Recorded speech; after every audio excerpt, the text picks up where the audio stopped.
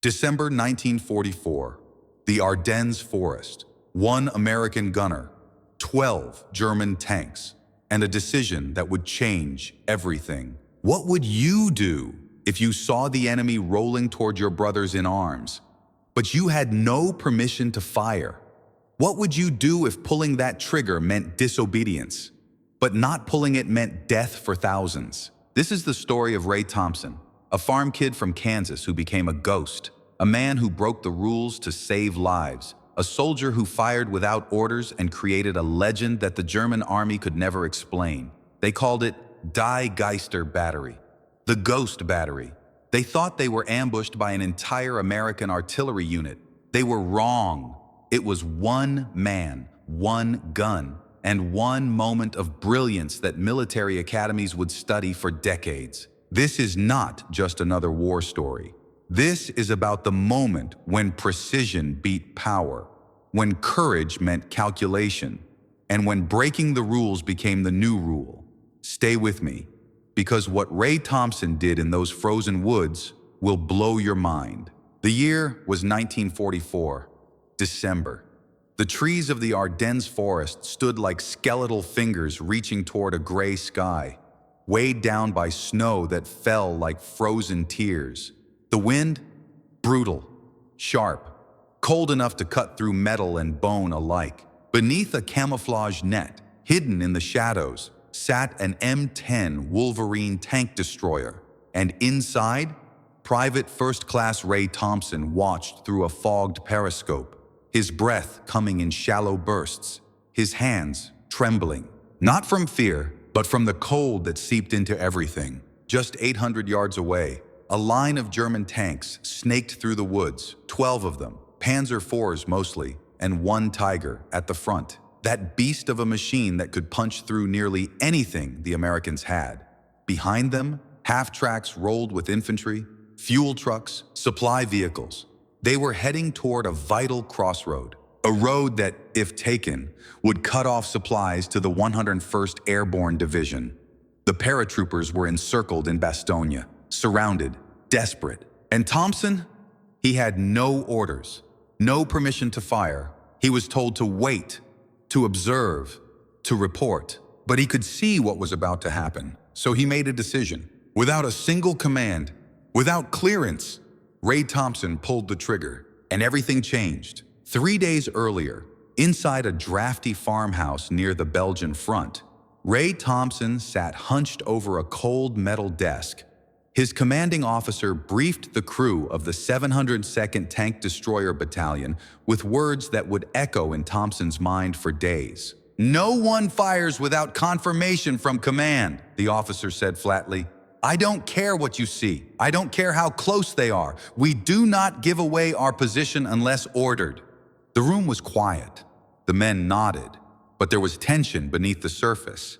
Everyone knew the enemy was moving, and fast. Outside, the Battle of the Bulge was just beginning. On December 16th, under cover of fog and snow, the German army had launched its last major offensive on the Western Front. They called it Operation Watch on the Rhine. The goal? Simple but devastating. Split the Allied line, capture Antwerp, force a negotiated peace. They hit with over 200,000 men, more than 1,000 tanks, and absolute surprise, American lines buckled. Some units vanished overnight. Friendly positions changed by the hour. And in the confusion, many commanders feared the worst, that the enemy might not be in front, but that friendly fire could come from behind. So the rule was crystal clear. Wait for orders. For Thompson, that meant observation duty. He and his 3-man crew were dug into a ridge near a forest road north of Novel, a crossroads town just outside Bastogne. They had good cover, ample range, and an icy view of the valley below. But no permission to engage. Day and night, Thompson scanned the terrain through his frosted scope. He marked tank tracks, counted pines stripped by treads, and sketched enemy movements in a notebook his mother had mailed him months ago. He logged everything: range, bearing, wind speed. But he didn't fire once. He had tracked a lone Panzer creeping near a ravine for nearly an hour. No orders came. It passed. The anger inside him burned. but the discipline held. He knew what his job was. He knew the cost of a wrong shot. One wrong shell could mean a dozen dead Americans, or a revealed position that brought down an entire German battery in return. But as the hours dragged on, and more enemy traffic moved through the trees, the question changed. Was holding fire really the safer option? Raymond Charles Thompson was not born a soldier. He grew up in the vast, flat nothingness of western Kansas, where winter wind could peel the paint off a barn, and summer heat baked the wheat fields until they cracked open like overcooked bread. His father, Charles, ran a small engine repair shop in town. His mother, Anna, taught 7th grade math at the local school. Ray grew up surrounded by gears, grease, and graph paper. Even as a boy, he saw the world through angles. He could tell you exactly how far a grain silo was by the length of its shadow. When most kids played with slingshots, Ray was building one with a pulley system and counterweights, trying to see how far he could launch a pebble with pure precision. He didn't join the Army because he was itching for a fight. He enlisted in 1942 because he wanted to study engineering, and the Army offered him training, pay, and a future. He got the training. The pay wasn't much. The future? That depended on surviving Europe. By the time Thompson arrived in Normandy, he was 22 years old and already looked 5 years older. His first combat experience came in the hedgerows, where the enemy could be 10 feet away and you wouldn't know until they were firing. He watched a friend, Jimmy Delgado, burn alive when a Panzer's shell caught their half-track in a roadside ditch. Another, Frank Murray, was vaporized by a mine outside St. Lo. Thompson stopped believing in luck after that, or orders, or safe distances. He started believing in patterns, in routines. He studied how tanks moved, where they paused, how long it took for a turret to rotate. He started carrying a small spiral notebook in his jacket. Every German vehicle he encountered, he'd sketch it, note the vulnerabilities, the blind spots. He didn't talk much. Other soldiers called him the quiet clock, because when he did speak, it was short, direct, and usually timed down to the second. But when it came to gunnery, he was deadly. Not flashy, not fast, just accurate, predictable in the best possible way. In the Army's view, he was a good gunner, disciplined, smart, calm under fire. What they didn't realize, what even his closest crewmates didn't fully see, was that Ray Thompson was also a thinker, a tactician, not just a trigger puller, but a man who could see a battlefield like a chessboard. And in 3 days' time, that quiet kid with the angle-obsessed brain would rewrite the rules of engagement in a single burst of firepower. Because sometimes war doesn't reward those who follow instructions. It rewards the ones who understand when to break them. On the morning of December 19, 1944, the fog lay thick and low across the Ardennes. It clung to the branches like smoke. Vision was limited, sound was distorted. But through his periscope, Ray Thompson saw them first. The silhouette of a Tiger I tank, the unmistakable beast with its long barrel and snarling square shoulders. Then another, and another. The German column was moving through the forest road like a steel serpent. 12 vehicles, maybe more. It was a textbook armored assault column, clean, tight, disciplined. At the front, the Tiger led like a battering ram, capable of punching through nearly anything the Americans had. Behind it came 3 Panzer IV tanks, each fast, efficient, deadly. Then came 2 half-tracks filled with infantry. Behind them, support vehicles, ammunition trucks, fuel tankers, field kitchens even. The tail end of the column was flanked by a self-propelled anti-aircraft gun, a sign they were expecting contact and prepared for anything. Anything except one unapproved American gunner with a Wolverine. The road they were on was narrow, barely wider than the column itself. Steep forest banks on either side, thick trees hemming them in. No room to maneuver, no room to scatter. To Thompson, it wasn't just a road, it was a trap. But here's the catch. Ray had no orders. No one else could see what he saw. Radio contact with his battalion's forward HQ was weak, garbled, or non-existent. The only way to reach command was to reposition and risk exposure. By protocol, he was supposed to observe the enemy, report their heading, let air support or artillery take the lead. But Thompson wasn't watching a column in transit. He was watching a blade aimed straight at the throat of the American line. That road, the one they were creeping down, led directly to the Nouville crossroads. If they took Nouville, they'd flank the defenders at Bastogne from the north. The 101st Airborne Division, already encircled, would lose its last major supply lifeline. The result would be catastrophe. Tens of thousands of Americans cut off in the cold. And yet, the tanks kept moving forward, calm, confident, protected by the belief that American forces were disorganized, scared, and stretched too thin to respond. They were half right. Ray Thompson was scared. He was cold. He was isolated. But he wasn't disorganized. He was calculating. He knew that if he fired too early, they'd scatter. If he hit the wrong target, the others might escape or return fire with overwhelming force. But if he fired with precision, just the right vehicles in the right order, he could do something most officers would say was impossible.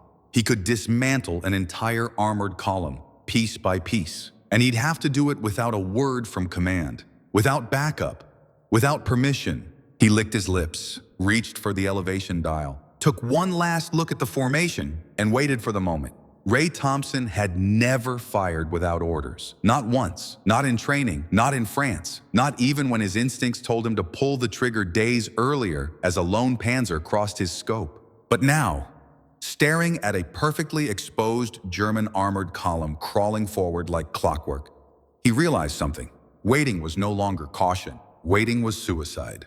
And so, with no radio contact, no green light, and no one to back him up, Ray adjusted the angle, held his breath, and fired. But he didn't aim for the lead tank. He aimed for the third. The armor-piercing round left the barrel of the M10 Wolverine with a thunderous roar that shattered the quiet and kicked a wave of snow into the air.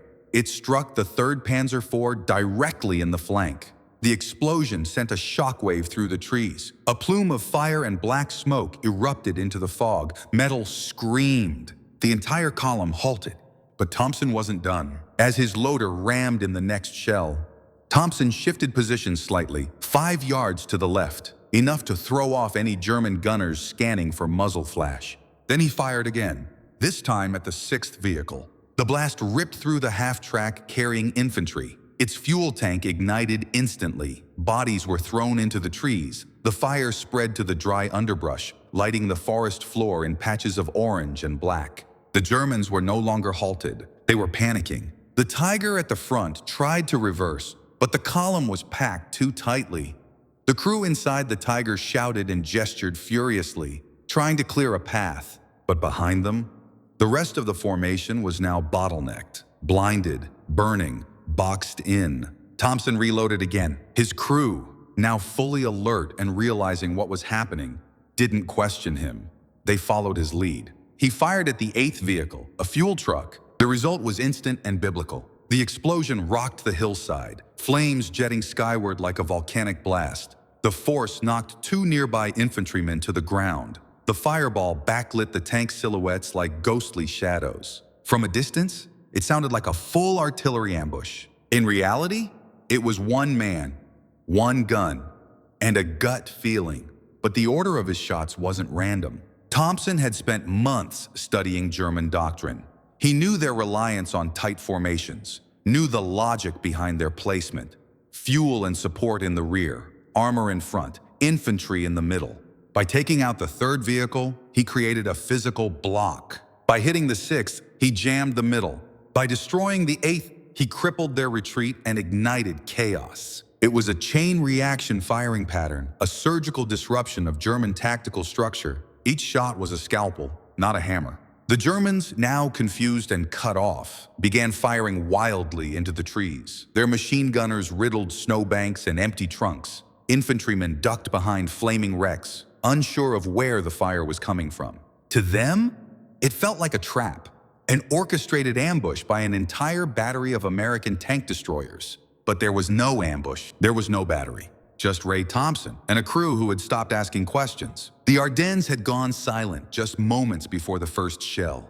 Now it screamed. Trees cracked and fell under shockwaves, snow, fire. and shrapnel filled the air like confetti from a hellish celebration. Thompson's third shot had set off a fuel truck. The fourth struck a half-track that had tried to reverse, its wheels already spinning in the icy mud when the shell hit, sending the chassis skyward in a twisted arc of steel. The German Tiger at the front was stuck. The crew tried desperately to reverse, but they were trapped between flaming wreckage and vehicles behind that couldn't move without ramming each other. Their tight, disciplined formation, so effective in open terrain, had become a steel coffin inside the forest road. From Thompson's vantage point, everything moved in slow motion. He saw soldiers yelling, arms waving, confusion turning to panic. German infantry began to scatter into the woods, abandoning vehicles. Some took cover behind trees. Others sprinted into the snow, stumbling and slipping on frozen roots. One officer climbed on top of a tank to get a better view and was cut down by a burst of Thompson's coaxial 50 caliber machine gun. The crew inside the M10 was sweating now, not from fear, but from sheer physical exertion.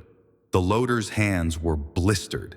The assistant gunner's voice was hoarse from yelling coordinates. The tank smelled like grease, hot metal, and cordite.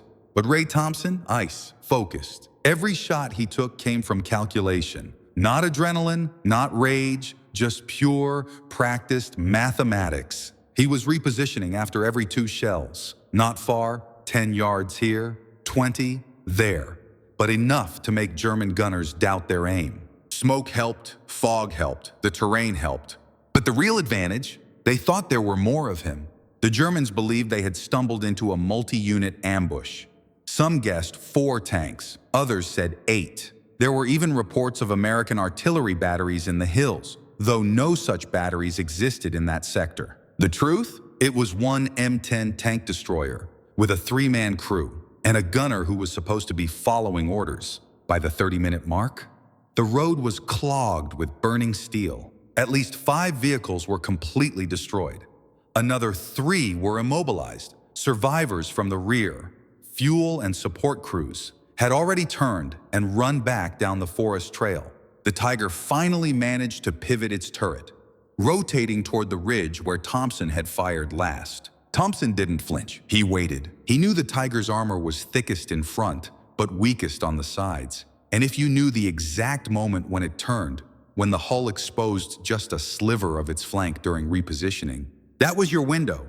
The 5th shell left the barrel and struck home. A bright, hot flash tore through the Tiger's side. For a second, it held. Then the internal ammunition cooked off. The entire turret launched upward in a plume of fire, landing several yards away. The blast was so violent it knocked the German anti-aircraft gun in the rear off balance. Its gunner, stunned, dropped their weapon and ran into the trees. Smoke now poured into the forest like low-lying clouds.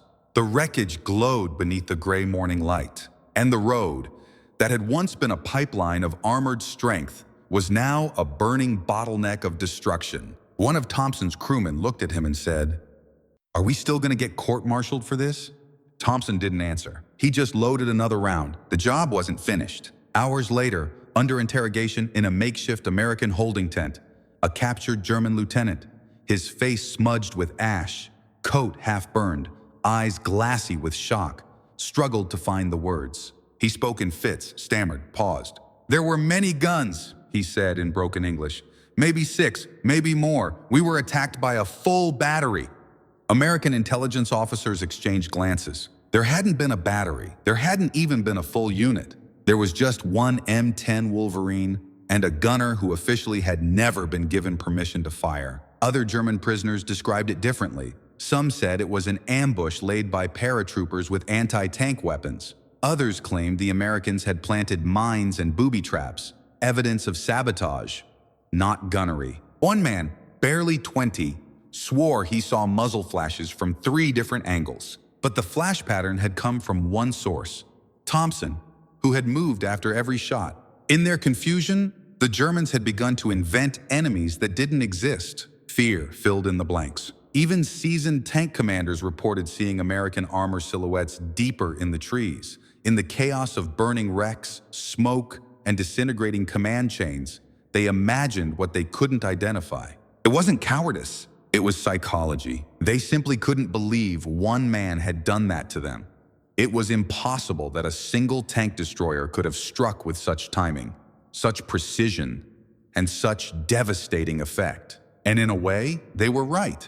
This hadn't been brute force. This had been surgical disruption. Thompson's decision to fire at specific targets, 3rd, 6th, and 8th vehicles, followed a logic no German unit had prepared for. German doctrine taught that American forces were slow to respond, overly reliant on orders from above. The assumption was that Americans were efficient only in numbers, not improvisation. But Thompson had violated that expectation. He had thought like a German commander, then struck like a ghost. One prisoner described it as, if the trees had opened fire. Another claimed to have heard whistling, which might have been a delayed memory of the shells, or just the wind in the trees, distorted by fear.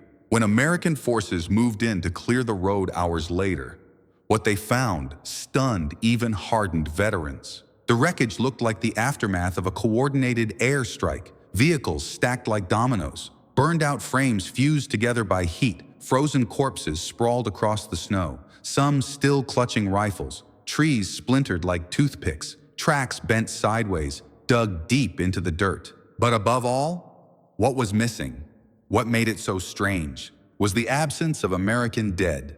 There were none, because there had only ever been one gunner. From that day forward, survivors from that German column would refer to the incident by a single phrase, Die Geisterbatterie, the ghost battery. For 48 hours, Ray Thompson expected to be arrested. After the shooting stopped, after the smoke cleared and the Germans either fled or burned, he sat inside the M10, motionless. His loader offered him a sip from a canteen. He didn't respond. The adrenaline had drained. Now came the dread. They had disobeyed direct orders. They had fired without permission. And regardless of how many tanks were burning, the military had rules. Back at the battalion headquarters, Thompson filed his report. His commanding officer, a captain from Pittsburgh named Langston, read it without saying a word. He flipped through the pages. Thompson's sketches, range estimates, the diagram of the firing sequence. His face, a mixture of anger and disbelief. You know, Langston finally said, if this had gone wrong, if even one of those was friendly fire. Thompson nodded. He didn't make excuses. I knew what I saw, he said simply. Langston stared at him, then exhaled. No one authorized this, Thompson. You understand that? I do. Langston didn't reprimand him. Not yet. Instead, he said, go get some rest. I've got to send this upstairs. Upstairs meant division command, which meant scrutiny, which often meant punishment, especially for enlisted men who acted outside protocol. Thompson returned to his crew. They were quiet too. No backpatting, no celebration. They were all waiting for the hammer to fall. But it didn't. Not immediately, because something else happened first. The scouts from the 101st Airborne arrived. They came through Noville 2 days later. Faces hollow, eyes rimmed red from sleepless nights and trench exposure. They had expected to find that forest road crawling with armor. Instead, they found twisted German wreckage. They asked, which unit took this out?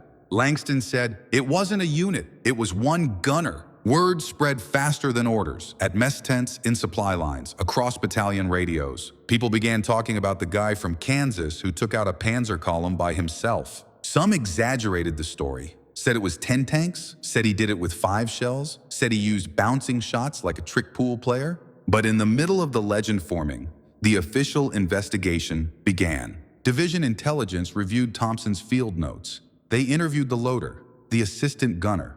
They even tried to contact higher command to confirm Thompson's radio situation that day. They couldn't prove disobedience because there was no clear record of orders being received. The lines had been jammed. Thompson's crew had tried to report. Nothing came back. What they could confirm, however, was the kill count. 7 vehicles completely destroyed, 4 more disabled, 0 American casualties. 1 strategic objective, Noville's North Road, held. 1 airborne unit cut off and under siege, reconnected to supply lines. And 1 decision made in silence, without clearance, had kept that corridor open. Langston was called in to relay final disposition. He expected a reprimand. What came instead was something more unusual. The division commander said, don't put this in the official briefing, not yet. But tell your gunner, We'll be watching his work. Thompson didn't receive a medal, not then, but he wasn't court-martialed. In fact, he was quietly assigned to train other gunners on firing pattern theory, how to disable convoys through sequence rather than brute force. No one said the word hero, no one saluted, but he was asked to diagram his decision-making, and his diagrams were sent to Fort Sill, Oklahoma, to the U.S. Army Artillery School. That's when it hit him. They hadn't just forgiven what he did. They were studying it. Langston approached him one evening, weeks later, while Thompson was cleaning the breech of a recoilless rifle. "You know," Langston said, "I was ready to report you for insubordination." Thompson looked up. Langston shrugged. "But then I read that line in your notebook, the one about controlled collapse. What did you mean by that?" Thompson wiped his hands. "When you pull one stone from a wall," he said, "the rest falls if you know where to pull." Langston smiled. "Well, next time you decide to knock down a wall, just give me a little warning." Thompson didn't smile back. He just nodded, because to him, it wasn't a victory. It was a solution, a calculation, a necessity. And deep down, he knew it could have gone the other way. He'd made peace with that. But war doesn't always punish disobedience. Sometimes it learns from it. Ray Thompson never asked to be remembered. He didn't keep journals. He didn't pose for photographs. After the war, he went home to Kansas, married a girl named Helen from the next town over, and started a small repair shop near Dodge City. He fixed tractors, built grain silos, taught his son geometry by marking angles in the dirt with a stick. He never once called himself a hero. But others did. A fancy term for a deceptively simple idea: don't aim for the front. Aim for the collapse. The case study they used? A single engagement outside Noville, Belgium. They showed grainy overhead maps of a forest road, wreckage patterns, vehicle placements, firing trajectories. No names were given. The file was unclassified, but buried in artillery doctrine manuals that most officers never read. Still, the students at Fort Sill, and later Fort Benning, studied it because it worked, because it saved lives, because it changed the understanding of what one gunner could do. Not through firepower, but through geometry, through logic, through a willingness to act when orders fall silent. Years later, a colonel who had studied Thompson's engagement as a young lieutenant would summarize it like this: he didn't break orders. He operated beyond them. It was the ultimate paradox. A man who disobeyed the chain of command became the model for flexible battlefield thinking. His unofficial firing pattern technique was later integrated into Cold War doctrine, especially in training tank destroyer crews to disable Soviet armored columns in Eastern Europe. The concept? Create artificial choke points through selective targeting, then exploit the enemy's own formation discipline against them. It was revolutionary. And it came from a Kansas farm kid who had never attended college. Decades later, a military historian stumbled across the original field report filed by Captain Langston, buried in a cardboard box of World War II after-action reports. It was stamped with a faded red line. The historian tracked down Thompson, now in his 80s, quiet and slightly deaf, living in a modest home with his wife and a cat named Murphy. He asked Ray about that day in the Ardennes. Ray took a long time to answer, then said, "I remember the trees. I remember how still it was before the first shot, like the world was holding its breath." He didn't speak of victory or glory or regret, just precision, just necessity. When asked why he didn't wait for orders, he replied, "Because by the time the radio worked, it would have been too late." He paused, then added, "I didn't break the rules. I just stepped past them for a minute, long enough to do what had to be done." That answer never made it into the official history books, but it stuck with the historian. And now, maybe with you. Ray Thompson didn't win the war, but he saved a road. He saved a column of paratroopers. He saved a moment.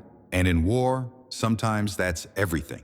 He reminded the Army that courage isn't always loud. Sometimes it whispers, sometimes it calculates, and sometimes it pulls the trigger. Not out of defiance, but out of a deeper duty. One gunner, one decision, one pattern, and an entire German column brought to its knees. This is the story of the Ghost Battery, the story of Ray Thompson, a man who understood that sometimes the greatest act of obedience is knowing when to disobey.